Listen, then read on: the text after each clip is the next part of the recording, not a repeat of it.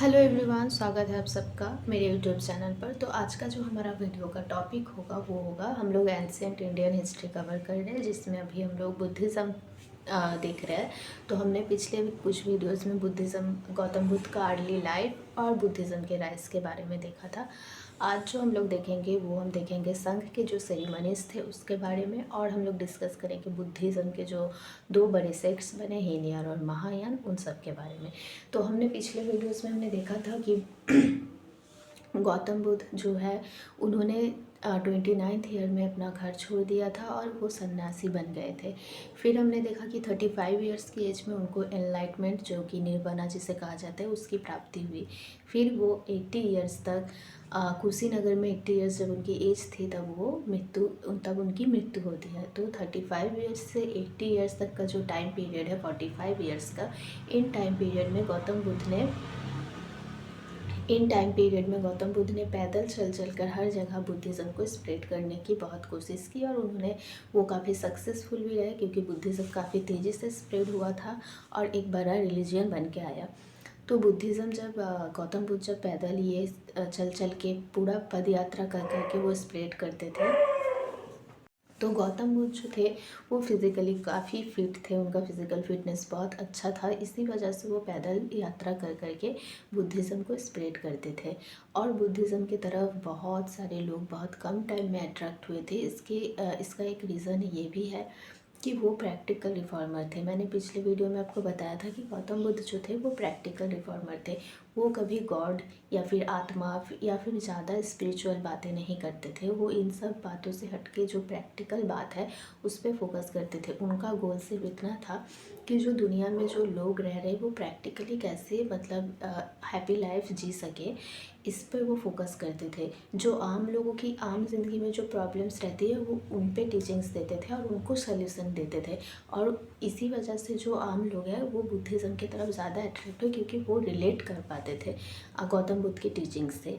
ये एक रीज़न था। और राइज होने का और एक जो बुद्धिज़्म का मेन रीज़न रहा वो रहा ब्राह्मण्स का जो डोमिनेंस था उस टाइम पर।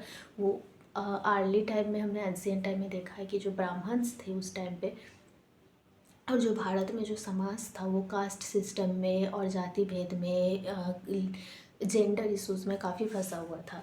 तो हम लोग देखते हैं ब्राह्मण्स को जो है बहुत ज़्यादा काफ़ी प्रायोरिटी मिलता था उस टाइम पे। मतलब राजा से भी ज़्यादा ब्राह्मण जो प्रीस्ट होते हैं उनको प्रायोरिटी दिया जाता था। वो डिसीज़न लेते थे, वो बहुत अहम रोल प्ले करते थे। तो इसमें क्या होता था कि ब्राह्मण का जो है वो अपने पावर को मिसयूज़ करना स्टार्ट कर देते हैं। ठीक है, ब्राह्मण्स जो है अपने पावर का मिसयूज़ करते हैं। जैसे वो लोग यज्ञ के होम यज्ञ जो होता है, यज्ञ के नाम पर या फिर रिचुअल्स के नाम पर, पूजा पाठ के नाम पर लोगों से बहुत ज़्यादा पैसा डिमांड करते थे, जो कि उस टाइम पे लोग कभी देने के लिए आम लोग उतने सक्षम नहीं थे, उतने उनके पास पैसे नहीं होते थे। तो ये काफ़ी डिफ़िकल्ट हो जाता था, क्योंकि कुछ भी प्रॉब्लम होता था तो प्रीस्ट के पास जाते थे और वो लोग सोल्यूशन में बोलते थे आपको ये पूजा करवाना चाहिए, ये करना चाहिए, घर में ऐसा हवन करवाना चाहिए। इन सब चीज़ों में जो पैसा खर्च होता था उस टाइम पे लोग दे नहीं पाते थे।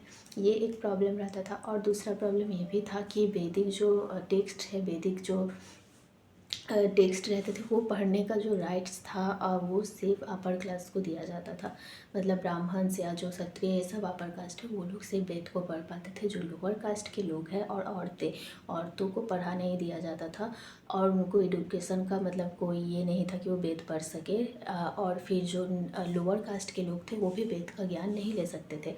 तो ये बहुत बड़ा एक डिफरेंसेस था। लेकिन बुद्धिज़्म जो था उसमें ऐसा कोई कास्ट सिस्टम या फिर कोई जेंडर ऐसे नहीं था। वहाँ हर एक कास्ट के लोग, हर एक क्लास के लोग, हर एक औरत हो या फिर पुरुष हो, सब कोई उसमें अलाउड थे। तो ये एक डिफरेंस था कि लोग ज़्यादा अट्रैक्ट हुए बुद्धिज़्म की तरफ, और बुद्धिज़्म तेज़ी से फैलने लगा। तीसरा जो रीज़न आता है वो लैंग्वेज का है। लैंग्वेज जैसे संस्कृत, जो वेद है वो संस्कृत में था, और संस्कृत तब लोगों को बहुत ज़्यादा टफ लगता था, क्योंकि संस्कृत है भी बहुत टफ। और उस टाइम पे लोकल लैंग्वेज होती थी पाली। तो पाली जो लोकल लैंग्वेज है, गौतम बुद्ध ने अपने टीचिंग्स जो है वो पाली लैंग्वेज में देना स्टार्ट किया। और वो अपना जितना भी उनका टीचिंग्स होता था वो पाली लैंग्वेज में ही स्प्रेड करते थे। तो अब लैंग्वेज तो समझने में भी बहुत ईजी होता था। जो लोग थे वहाँ के आम लोग जितने रहते थे वो पाली लोकल लैंग्वेज को ज़्यादा जल्दी समझ पाते थे। इससे क्या होता था कि वो बुद्धिज़्म को ज़्यादा जल्दी कनेक्ट भी कर पाते थे, चीज़ों को समझ पाते थे, और फ्री ऑफ कॉस्ट भी था। इसमें उनको कोई पैसा भी देना नहीं होता था। किसी को कोई समस्या तो आए और टीचिंग्स लेके जाए, सुने, बुद्धिज़्म को फॉलो करे, तो तेज़ी से जो लोग हैं वो बुद्धिज़्म मतलब हिंदुज़्म से बुद्धिज़्म की तरफ कन्वर्ट हो रहे थे। तो ये दो तीन जो रीज़न है ये बुद्धिज़्म के राइज में काफ़ी मदद हुआ था। तो गौतम बुद्ध जो है वो फिज़िकल फिटनेस के कारण पैदल चल के बुद्धिज़्म को बहुत तेज़ी से स्प्रेड कर रहे थे। वो सिर्फ जो मानसून का टाइम होता है, मानसून के टाइम में वो सिर्फ रुक जाते थे कहीं एक जगह पे, और फिर मानसून ख़त्म होते थे, फिर पद यात्रा शुरू करते थे और अपना टीचिंग्स देते थे। तो ऐसे करते करते जब उनके बहुत सारे कम टाइम में बहुत फॉलोअर्स बढ़ गए, फिर उन्होंने क्या किया, उन्होंने अपने टीचिंग्स देने के लिए एक संघ का निर्माण किया। उन्होंने एक संघ बनाया, ठीक है। उस संघ में वो हर क्लास के लोगों को, हर औरत को, सबको अलाउ करते थे, सब उनकी टीचिंग्स ले सकते थे। सिर्फ तीन कैटेगरी के लोग उनकी टीचिंग्स को नहीं ले पाते थे, जो कि सोल्जर्स होते थे। जैसे कि कोई युद्ध में किसी राजा के पास सोल्जर्स है तो वो नहीं संघ को अटेंड कर सकता है। और फिर सेकंड कैटेगरी में वो लोग हैं जो किसी के स्लेव्स हैं, किसी के यहाँ गुलामी कर रहे हैं, वो लोग नहीं अटेंड कर पाएंगे। और थर्ड कैटेगरी में वो है जिसके ऊपर बहुत बहुत ऋण में, कर्जा में डूबा हुआ है, वो नहीं ले सकता है। तो इन तीन टाइप के लोगों को छोड़ के बाकी सब लोग संघ में अलाउ थे, ठीक है। तो अब क्या होता है कि संघ को जब बनाया जाता है तो ऐसा नहीं है कि जो बुद्धिज़्म को हर जितने लोग फॉलो कर रहे हैं वो सब संघ का मेंबर बन जाएंगे। नहीं, संघ का मेंबरशिप पाने के लिए जो मॉन्क था, जो मॉन्क के जितने पॉलिसीज़ थे उन सबको एक्सेप्ट करना पड़ता था, ठीक है। और जो भी संघ का मेंबर बनना चाहता था उसको पहले बुद्धा, संघ और धम्मा, ये तीन जो है, इन तीनों को पहले एक्सेप्ट करना पड़ता था। अगर एक सेरेमनी होता था उसमें अगर किसी ने कहा कि मैं अब मॉन्क मैं अब संघ में जाना चाहता हूँ, संघ का मेंबर बनना चाहता हूँ, तो उसको कहा जाएगा भिक्षु, ठीक है। अगर वो मेल है तो, अगर वो फीमेल है तो फीमेल भी भिक्षु बन सकती है, लेकिन फीमेल को कहा जाएगा नन। तो अगर कोई एक सेरेमनी होगा उसमें जो कोई भी चाहेगा कि मैं संघ का मेंबर बनूं, तो उसको पहले संघ, बुद्धा, धम्मा के शरण में आना होगा, उसके बाद वो संघ का मेंबर बन पाएगा। जब वो संघ का मेंबर बन जाएगा तो उसको क्या किया जाएगा, उसको भिक्षु या फिर नन बोला जाएगा, और उसके जो बाल है उसको सेव कर दिए जाएंगे और उसको एक येलो रोब दिया जाएगा। और इसके बाद यहाँ से जब वो भिक्षु बन जाएगा या फिर नन बन जाएगा तो तब जाके उसका और जो है डिफ़िकल्टीज़ और ज़्यादा जो प्रिंसिपल्स है, जो डिसिप्लिन है, वो ज़्यादा बढ़ जाएंगे, क्योंकि जो संघ का नियम है वो बहुत कठिन होता है, ठीक है। तो संघ का जो नियम था वो बहुत ज़्यादा कठिन और बहुत ज़्यादा डिसिप्लिन था, जो हर कोई मेंटेन नहीं कर पाता था। तो जो लोग संघ में जाने के लिए, मेंबरशिप पाने के लिए, और जो उसके शरण में धम्मा, बुद्धा और संघा के शरण में आते थे उनको भिक्षु कहा जाता था, और फीमेल को नन कहा जाता था। लेकिन जो लोग नहीं आते थे, जो सिर्फ जिसका मन नहीं होता था, वो अपने ऊपर चॉइस है कि कोई जाए या ना जाए, लेकिन जो लोग सिर्फ बुद्धिज़्म को फॉलो करते थे, बुद्धा के फॉलोअर्स थे, उनको कहा जाता था उपासक और उपासिका, मतलब फीमेल को उपासिका और मेल को उपासक, ठीक है। तो अब जब भिक्षु और नन बनेंगे तो उसके बाद जो डिफ़िकल्टीज आएगी, जो डिसिप्लिन आएगी, वो बहुत बड़ा था, ठीक है, बहुत कठिन था। तो उसमें क्या होता था कि बहुत सारे नियम, बहुत सारे रूल्स जितने रेगुलेशन है वो फॉलो करने होते थे। तो उसमें 327 से भी ऊपर ज़्यादा पतिमुखा रूल, एक पतिमुखा रूल था जो बहुत इंपॉर्टेंट है। पतिमुखा रूल फॉलो करने होते थे फीमेल्स को, ज़्यादा फीमेल्स को ही रूल दिया गया था 327। और जो मेल है, मेल के लिए 227 जैसा मेल के लिए जो रूल्स था, लेकिन फीमेल के लिए ज़्यादा टफ होता था। तो इन इतने सारे रूल्स में किसी न किसी से तो कोई ना कोई गलती हो ही जाएगी। तो इसके लिए क्या था कि वो माफ़ी मांग सकते हैं जब सेरेमनी होगा, फिर जब सब इकट्ठा होंगे 15 दिन बाद उनका जो होता है, उनका असेंबली बैठता था, उसमें जो 2 स्पीकर्स होते थे वो लोग जो है वो 2 स्पीकर्स चुनते थे उस असेंबली में, और वो लोग ज्ञान देते थे बुद्धिज़्म के ऊपर, ठीक है। और उसमें क्या होता था कि 15 दिन बाद किसी ने पतिमुखा रूल्स ब्रेक किया है नहीं, वो बताना होता था। अगर इतने सारे रूल्स में कोई एक रूल गलती से ना भी फॉलो कर पाए तो उसके लिए माफ़ी मांग के उसको माफ़ कर दिया जाता था।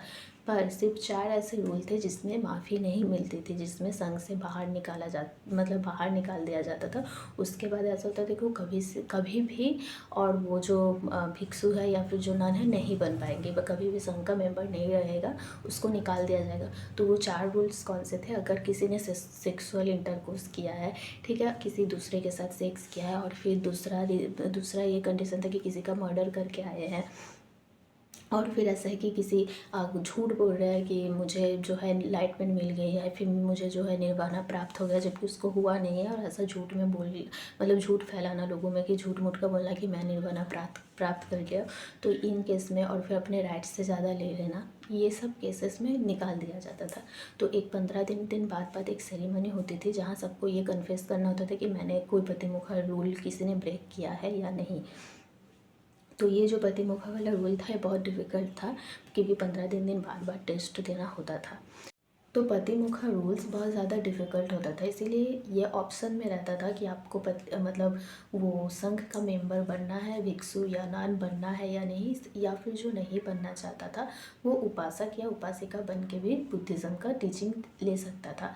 तो ये बुद्धिज़्म जो था ये बहुत तेज़ी से फैलता है, ठीक है। और ये जब संघ का जो जितने भी मेंबर्स थे, इनका सिर्फ एक ही काम होता था कि बुद्धिज़्म को जितना जल्दी हो सके उतना मतलब जितना जल्दी उसको स्प्रेड किया जाए। तो ये संघ के सब मेंबर घूम घूम के बुद्धिज़्म को ही स्प्रेड करते थे, ठीक है। और जब गौतम बुद्ध स्प्रेड करते थे बुद्धिज़्म को अपने पद यात्रा में, तब उनके साथ ऐसा भी इंसिडेंट होता था कि उनके साथ बहुत लोग उनको टारगेट करते थे और उनसे आर्ग्यूमेंट करते थे। लेकिन अब गौतम बुद्ध के पास प्रैक्टिकल रीज़न और लॉजिक होते थे जिनसे वो हर किसी को आर्ग्यूमेंट में हरा सकते थे, और हर किसी को हराते भी थे आर्ग्यूमेंट में, अपना प्रैक्टिकल जो उनका लॉजिक आंसर है उसके साथ। तो इसके बाद क्या होता है कि इन सारे रीज़न की वजह से, इन सारे हर एक चीज़ की वजह से बुद्धिज़्म है वो काफ़ी तेज़ी से स्प्रेड होता है, ठीक है। नॉर्थ इंडिया जो हमारा पार्ट है, बिहार, इस सब साइड में अब बुद्धिज़्म बहुत तेज़ी से फैलता है। तो इसमें जो मगध के बिंबिसार और अजातशत्रु है, इन्होंने भी बुद्धिज़्म को एक्सेप्ट किया था। फिर कौशल, ये सब जो छोटे छोटे एम्पायर बने थे, इन सब जगहों पे बुद्धिज़्म को बहुत ज़्यादा पॉपुलैरिटी मिली। पर बुद्धिज़्म सबसे ज़्यादा उनके जो फॉलोअर्स थे, उनके जो सबसे पहले फॉलोअर्स थे उसमें उपाली, उसके बाद आनंद, उसके बाद आपका सरिपुत्र, ये सब जो है ये सब गौतम बुद्ध के पहले शिष्य बने थे, ठीक है। इसके बाद जो आपका बुद्धिज़्म है वो सबसे ज़्यादा स्प्रेड तब होता है जब 200 साल बाद, मतलब ये जितना कुछ भी हुआ था ये गौतम बुद्ध के जन्म के टाइम ही हो गया था। मतलब जन्म के टाइम मतलब उनके लाइफ टाइम के अंदर ही जो इतना ज़्यादा पॉपुलर बुद्धिज़्म ऑलरेडी हो चुका था इन सब जगहों पे। लेकिन उनकी मृत्यु के बाद 200 साल बाद जब मौर्यन सम्राट अशोका ने जब बुद्धिज़्म को एक्सेप्ट किया और उन्होंने जब उसकी टीचिंग्स को स्प्रेड किया, और मतलब स्प्रेड करने में आपका अशोका का बहुत बड़ा रोल है। तो अशोका ने जब बुद्धिज़्म को एक्सेप्ट करके उनको स्प्रेड करना रिलीजन को, तो बुद्धिज़्म अशोका के एक्सेप्ट करने के बाद और अशोका के बाद के टाइम से बहुत ज़्यादा तेज़ी से फैलने लगा। उसके बाद बुद्धिज़्म की ग्रोथ और बुद्धिज़्म की जो रिलीजन है वो काफ़ी बड़ा रिलीजन बना, क्योंकि उसके बाद बहुत सारे काउंसिल, मतलब जो बुद्धिस्ट काउंसिल है वो होने लगे, ठीक है। उसके बाद बुद्धिज़्म जो है वो 2 बड़े सेक्ट्स में डिवाइड होता है, हीनयान और महायान। तो अब हम लोग स्टार्ट करेंगे। अब इतना देर तक हमने देखा सेरेमनीज़ क्या थी, संघ क्या था, पतिमुखा रूल्स क्या था, ये सब कैसे कैसे हुआ, ये हमने जाना। अब हम देखेंगे कि हीनयान, महायान, वज्रयान, ये जो सेक्ट्स है ये सब कैसे बने, ठीक है। तो ये जो वीडियो है काफ़ी बड़ा हो गया है, ऑलरेडी 13 या 14 मिनट्स का वीडियो बन चुका है, शायद 15-16 मिनट्स का होगा। तो एक ही वीडियो में अभी मैं हीनयान और महायान को भी समझाने जाऊँ तो वीडियो बहुत ज़्यादा लंबा हो जाएगा, फिर आप लोगों को बोरिंग लगेगा और आप लोग देख नहीं पाएंगे। तो इस वीडियो में मैं इतना ही बताऊँगी। इसके बाद वाला वीडियो में हम लोग हीनयान और महायान के बारे में डिस्कस करेंगे, ठीक है। अगर आपको मेरी वीडियोज़ अच्छी लगती है तो आप मेरे वीडियोज़ को लाइक कीजिएगा, मेरे चैनल को सब्सक्राइब कीजिएगा और कमेंट्स ज़रूर कीजिएगा, ठीक है। Thank you so much for watching this video.